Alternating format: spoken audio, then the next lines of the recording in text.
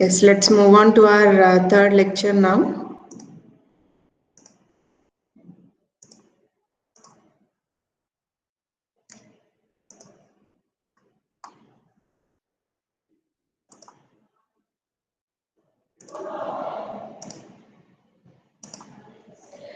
Now we are going to see what is the relationship between maximum likelihood and least squared error hypothesis. We have seen that maximum likelihood HML, right, is R max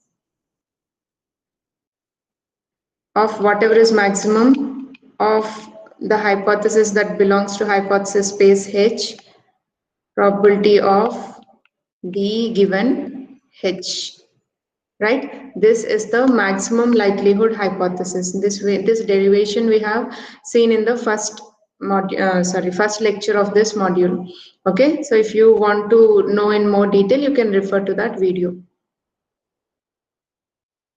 Now let us consider the problem of learning a continuous value target function. Say in classification, the machine learning model is trying to learn how to classify between either yes or no, or between female or male, or between defaulter or not, like that. It is the learner is trying to classify between two categories, or in cases multiple classes are there, it is trying to classify between multiple classes. But there may be also some problems where the learner is trying to learn continuous value target function. Say if a model is trying to predict the sale price of a house, or if the model is trying to predict the stock price of a share in the market.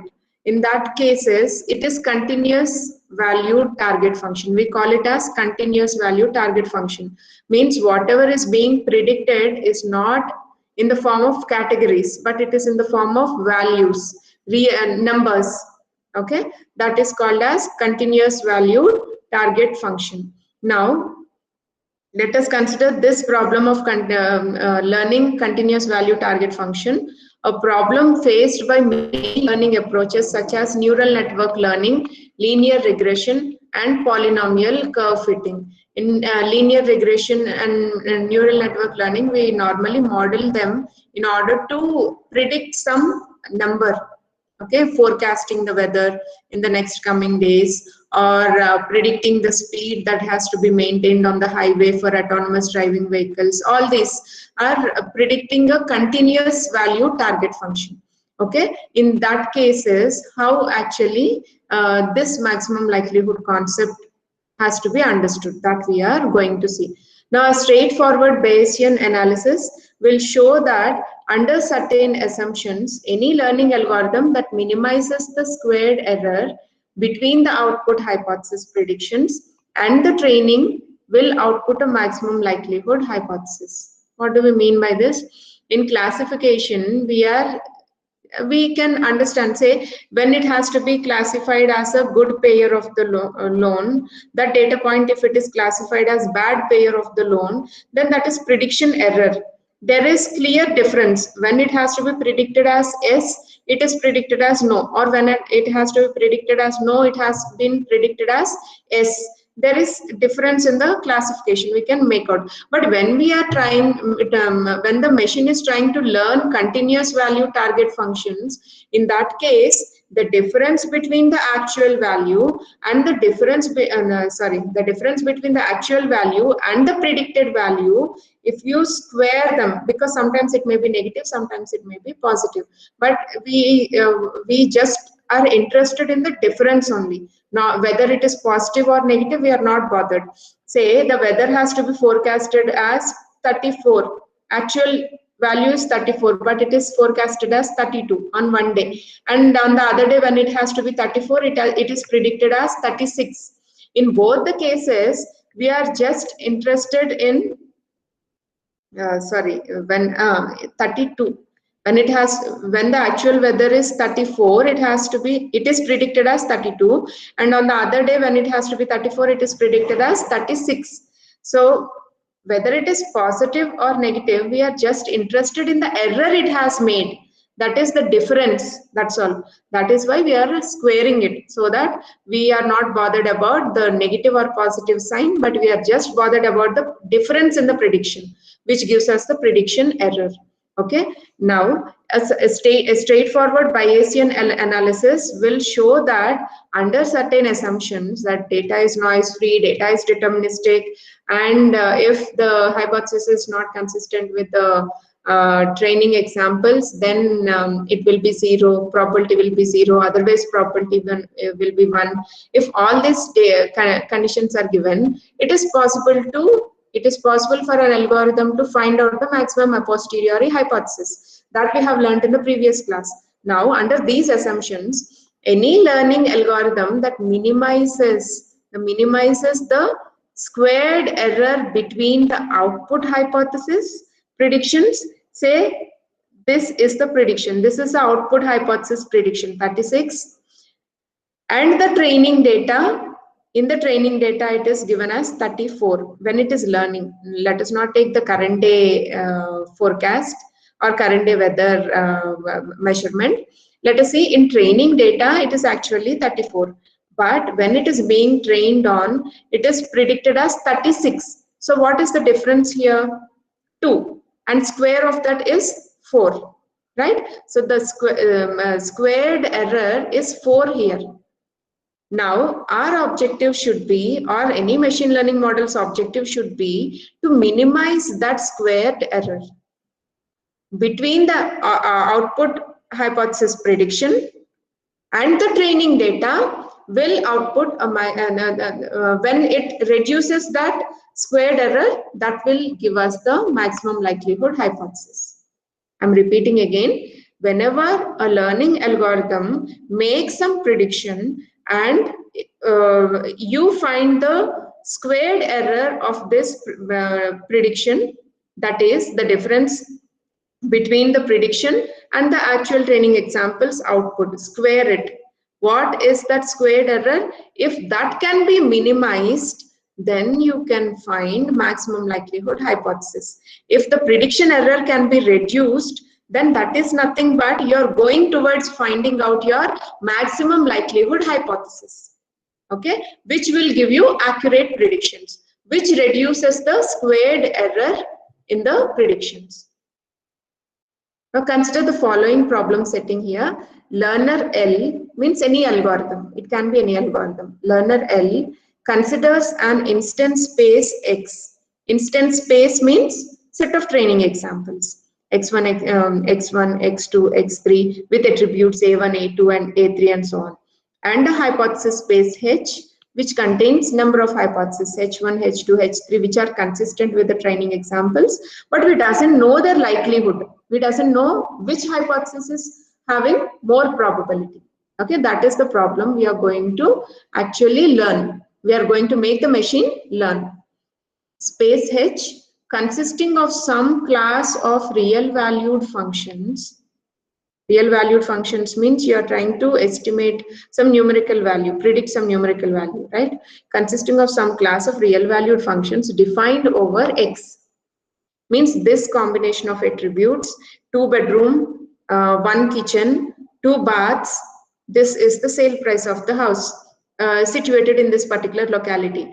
Now 4 bedroom, 3 baths and 2 kitchens with extra car parking, this is the sale price of the house.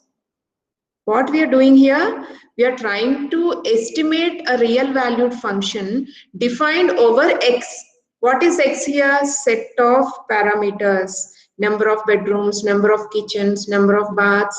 These are all attributes based on which real valued function is being learned.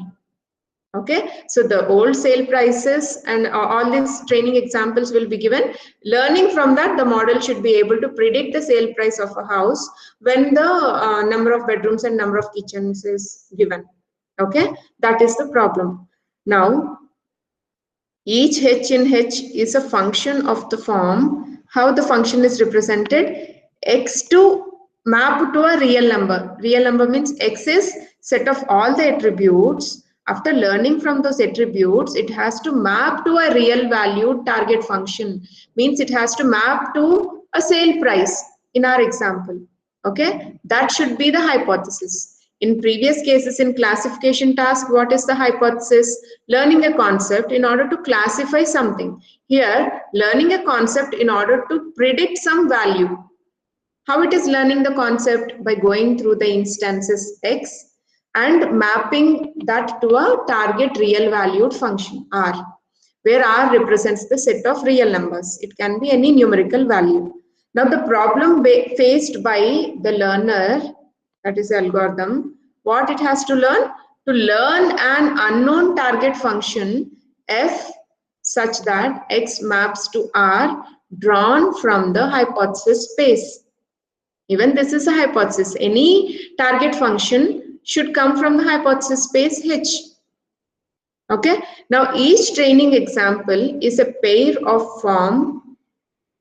Though there are many mathematical notations, they are straightforward. Do not get confused. Just understand what that notation stands for.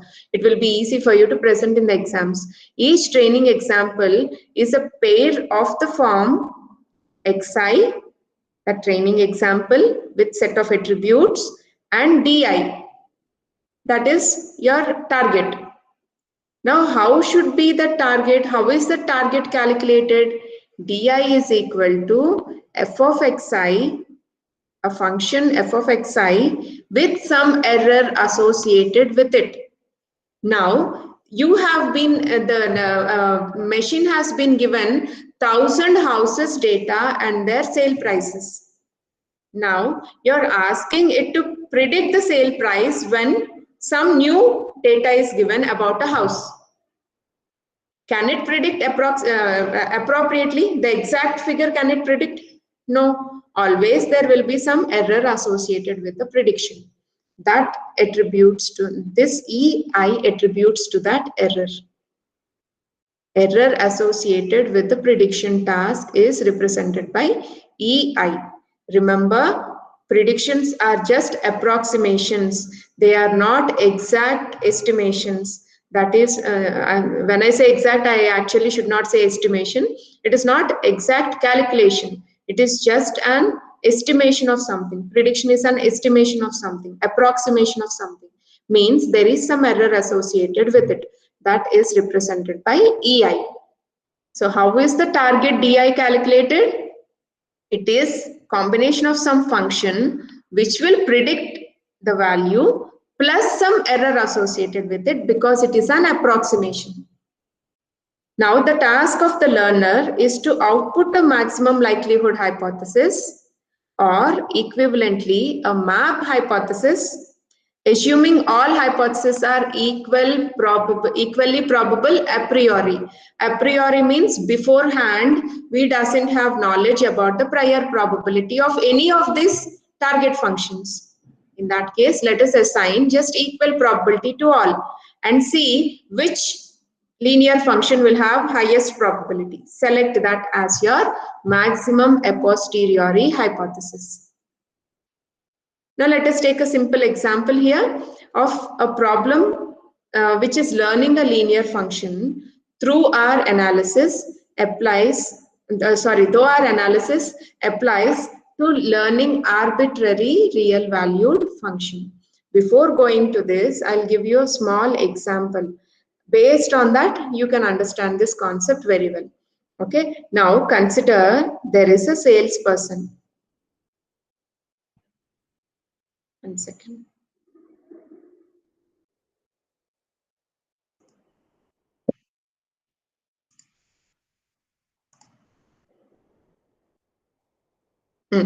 Consider there is a salesperson who comes to houses to service, say, Eureka Forbes water purifier. Okay, now his data will be taken as number of units serviced. Let us take number of units serviced on x-axis and the time taken to service the units on y-axis. Understand carefully. Now, our task is to find out the performance of the service person with respect to the time taken. Means he serviced 2 units in say 2 hours. Then he serviced 4 units in 6 hours. Let this be 4. Yeah, 6 hours.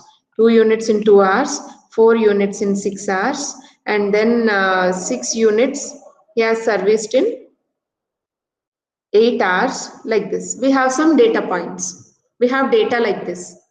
Now, the learner has to fit a model to this. The learner has to learn from this data points given, so that when number of units serviced by a person is given, by a service person is given, it should estimate what would be the time taken by him to service those units. Okay, that is the problem to be learned by the machine learning model. For this, we can fit least squares method. You have learned least squares method in the first chapter, you remember? So we'll apply this algorithm, or linear regression simply. Let us apply linear regression problem so that it fits a line according to the data points that has been given as training examples. Now, this line is the predictions made, and these are the actual values. First point, it has made correct prediction. Second point, it has made somewhat wrong prediction. Why? Because there is difference between these two. The actual point is here and the original prediction is here, what is made. So there is a difference, that is EI, what I have told you in the previous slide, EI, that is error in the prediction. Again, here also there is some prediction, that is also error in the prediction. Now, what is the goal or what is the objective of the learner? To reduce this error in the prediction as much as possible to get a best fit of all the data points, not only 3 data points. Let us assume there are 100 data points. Now, a linear line means a linear equation should be fit to the data points so that it reduces the error as much as possible. Its prediction accuracy should be as high as possible. Okay, so in this case, now see in this case, this picture, on the x-axis there is independent variable, means predictor, which we are using to predict something, and on the y-axis the predicted variable, the outcome. Okay, so in we have taken say units, number of units serviced by the service person, and what is the time taken. Now, what is this line? This line is called as the intercept. This line, this point where this line is touching the y-axis, that is called as the intercept. And the slope of the line is called as the quotient. Quotient means at what rate x is influencing y. What is the role of x in determining y? Whether it is 2 times or 3 times or 3.5 times or 4.66 times, it depends on the data. How that quotient is being learned by the algorithm, by the machine. Okay, say I get like this, y equal to 4.2x plus some error, say 0.5. Now, if a value is given for x, is it easy to calculate y? Correct, no? So what is this 4.2 here? The impact of this x, the rate at which x influences y. That is called as this quotient, 4.2. This equation will give us this line. This line will give us this equation, y equal to 4.3x plus some error associated with it. This equation is represented by this solid line. Okay, that is the ideal target function that we are trying to learn, which is the best fit to the data points given, which minimizes the error in the prediction. Okay, so this solid line, or here according to this figure, this solid line is taken as f. That is the target value that is learned. But because of this equation, there are some prediction errors. Did you notice? On the line is what is predicted and the actual value is given here. What is the difference between them? That is the prediction error. Here, what lies on this line and what is the actual point? The difference between that is called as the prediction error E. Now, what is the goal of a learner is to reduce this prediction error as much as possible. So that, say, now consider this dotted line. Rather than this solid line, if this dotted line best fits the data points, then we call this dotted line as the maximum likelihood hypothesis. If F itself best fits the data, which is giving lesser prediction error, then we say F itself is the maximum likelihood hypothesis. But rather than this F, there is another dotted line that is identified to be the best fit to this data points given.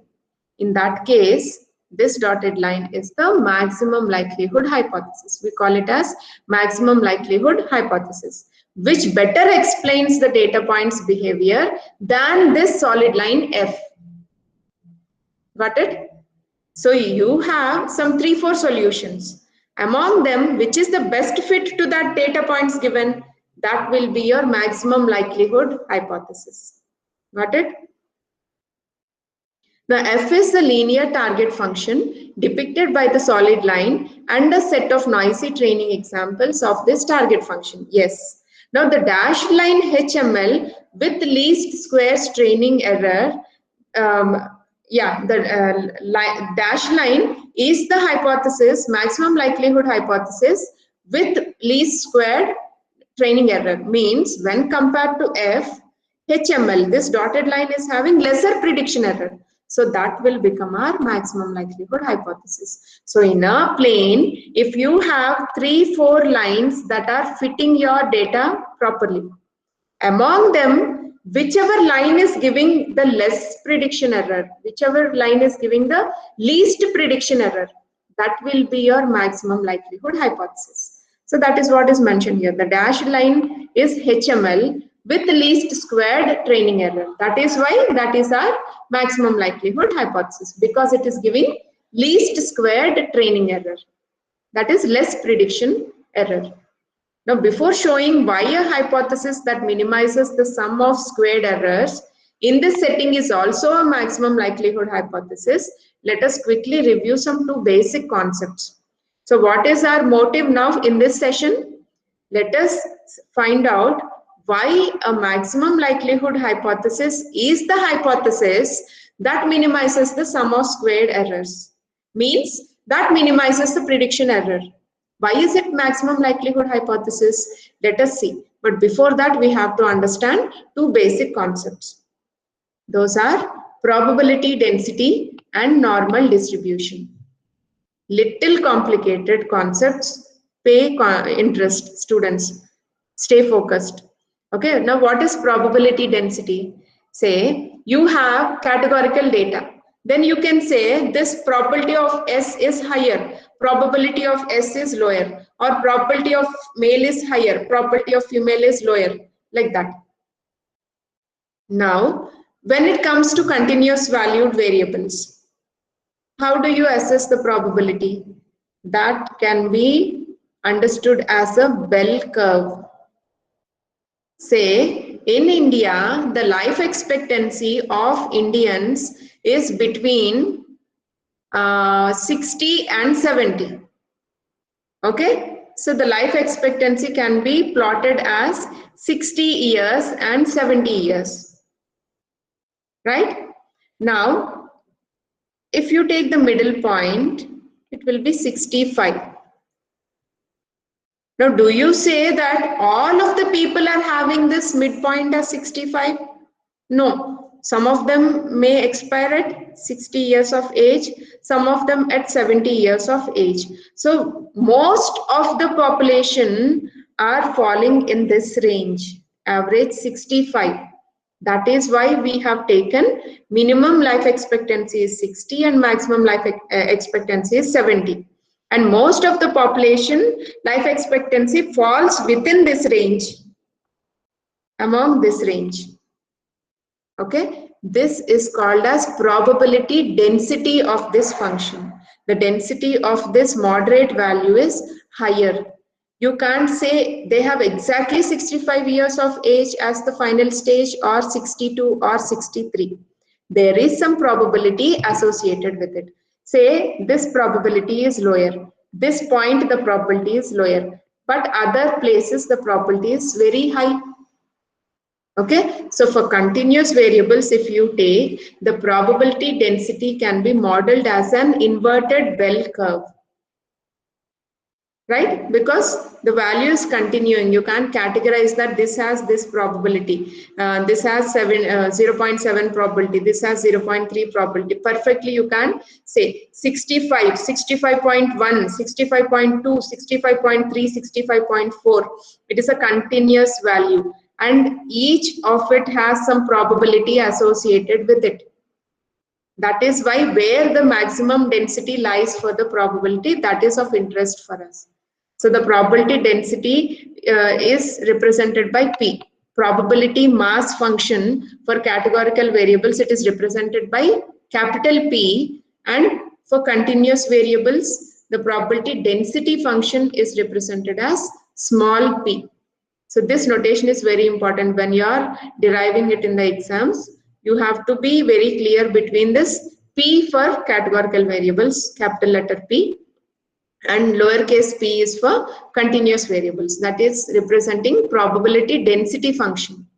Okay, now what is normal distribution? Normal distribution is also represented as a bell curve, but here it is the frequency of the data points, not the probability of the data points. Frequency, again I give the same example. In a class, very less number of students will have very less weight and more weight, but most of the students will have average weight, right? This is called as normal distribution. That is also an inverted bell curve. Now this is characterized by its mean mu. Mu lies here, right? With standard and its standard deviation. Standard deviation may not be more than 1, -1 + 1. Okay, this is called normal distribution. Now, how do you represent probability density function in the mathematical form? Did you observe here? We are using small p instead of capital P. Now, probability density function, probability of x naught can be represented as limit epsilon tending to 0, 1 by epsilon multiplied by probability of x naught lesser than or equal to probability of x lesser than x naught plus some error associated with it. Error should always be tending to 0. Means your objective should be to reduce the error to 0. Prediction error to 0. That is why we have given the limit epsilon tending to 0, 1 by epsilon multiplied by the target the probability of observing x naught lesser than or equal to x less than or equal to error associated with x naught. So you should have this ideal probability density in this range. That is why we have given the limits as x naught and noise associated with x naught. You should not have the lowest value or highest value with noise associated. You should have the ideal value x in between. Okay, that is the probability associated with x naught. Now let us now show that the least squared error hypothesis is the maximum likelihood hypothesis within our problem setting. We shall use P, the probability density function, to refer to the probability density. Okay. Now instead of capital P, what is our HML? Initially, the maximum probability of the hypothesis P of D given H, posterior probability of D given H. But instead of this P, you are using small p. Remember that, because you are trying to find out the maximum likelihood in a real value target function. That is why you wanted the probability density instead of probability mass function. Okay. Now assume a fixed set of training instances x1 up to xm, and therefore consider the data D. All training examples you are taking x1, x2, x3 and so on, and therefore consider the data D, the entire training instances set D, to be the corresponding sequence of target values. Now let us think for x1 the target real value is D1. Say the first house's estimated value is D1, second house's estimated value is D2, third house's estimated value D3, and so on up to M examples, M training examples. Here, what would be the target function? It is nothing but f of xi, any function f of xi, the learner learns from the training examples plus error associated with it. Any di, any sale price of the house can be represented as an equation of, say, sale price of the house can be represented as a linear equation of, say, 2.5 times number of bedrooms plus 3 times number of kitchens plus 1.5 times number of baths plus 0.5. Say the error associated with it. Now, if the number of bedrooms is given for a new house, number of kitchens is given, number of bathrooms is given, it can automatically calculate the sale price. Now, what is the weight associated with each of these parameters? What are the quotients associated with each of these parameters? That is important for us. And that quotient should be in such a way that the prediction error with the sale price should be as minimum as possible. It should give the best prediction of the sale price, as near to the real value as possible. Okay, so this entire equation is called as f of xi, is represented as f of xi, and this 0.5, some error associated. You are already committing to the error. This much error may be associated. Beyond that, if more error occurs, then there is lot of prediction error in your sale price that is predicted. But if it is very less error, then you say that your model is predicting very well the sale price of the house.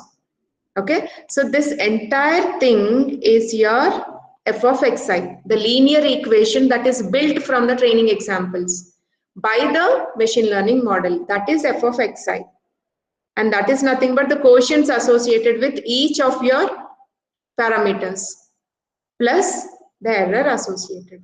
That will be your sale price that is going to be predicted. That is nothing but your di.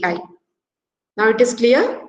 Now assuming the training examples are mutually independent given h, we can write probability of d given h as the product of various probability of di given h, because probability of d is actually for entire set of training example, but you want to focus here on each of the training examples predictions. That is why you are taking the probability density function p here. So maximum likelihood HML can be represented as argmax of all the hypotheses belonging to H, product of every training examples probability given the hypothesis holds. Okay, you're taking product, you're not taking sigma. Did you observe? You're not adding up all the values, you're multiplying all the values, because this here it is estimating a real value target function. When it is estimating the real value target function, all the probabilities are important here.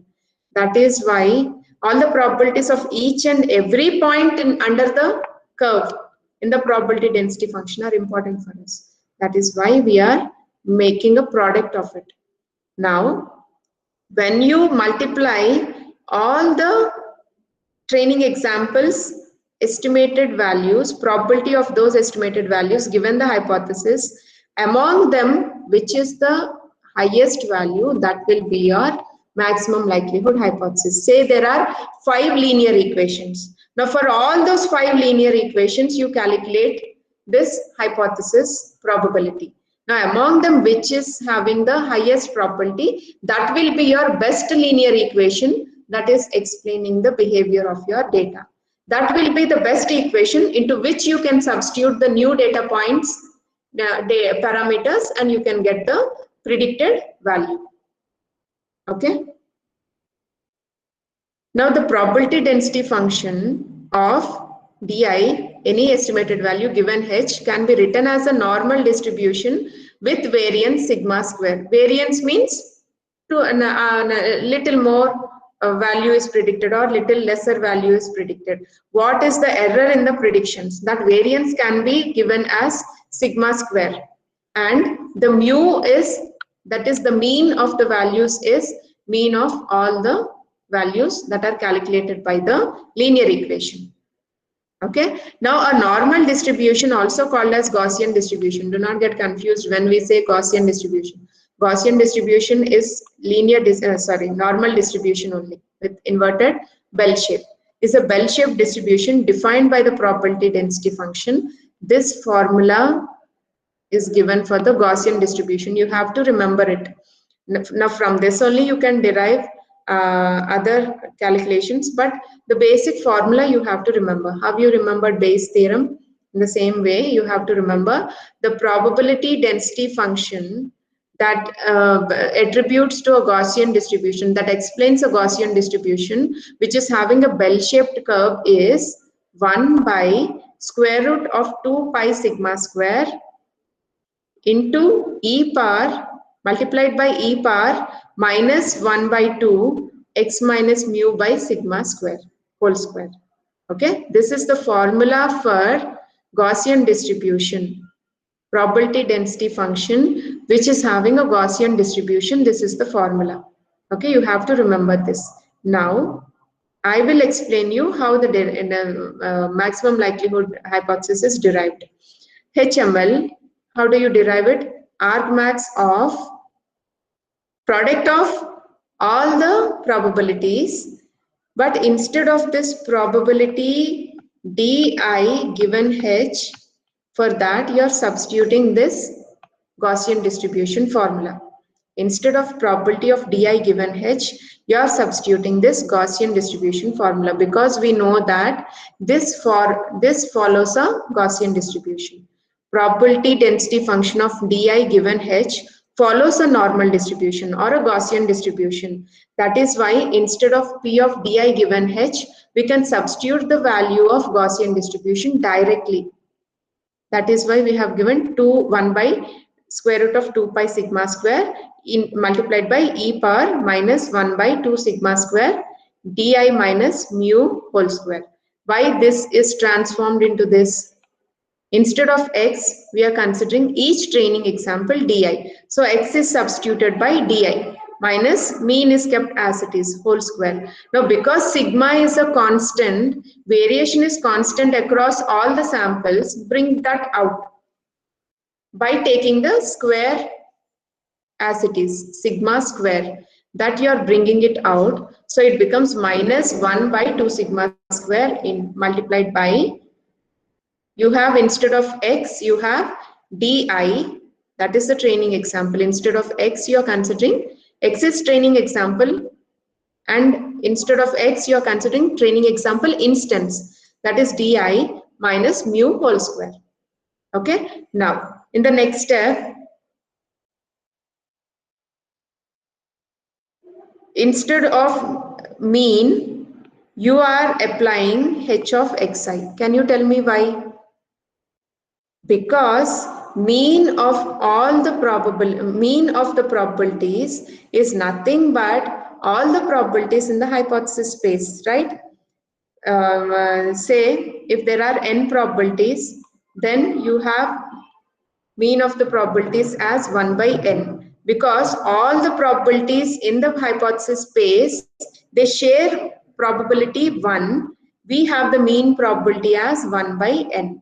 Now that 1 by n is nothing but h of xi, where xi, x1, x2, x3, x4 all share equal probability. That is why instead of mu, that is mean of the probabilities, you are just indicating it as h of xi. Okay, mu is substituted by h of xi. Now, rather than maximizing the above complicated expression, we shall choose to maximize its logarithm.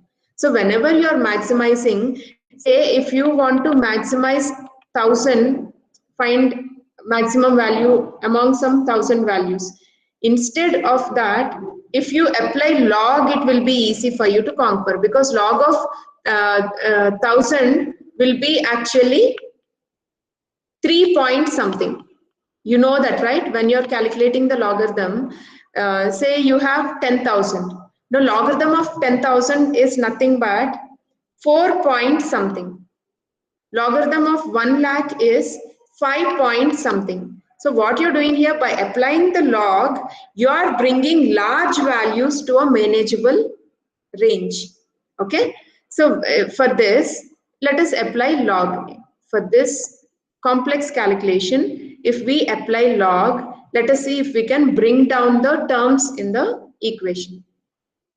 Now when we applied log here, this argmax, observe this line, this equation, argmax h belongs to h.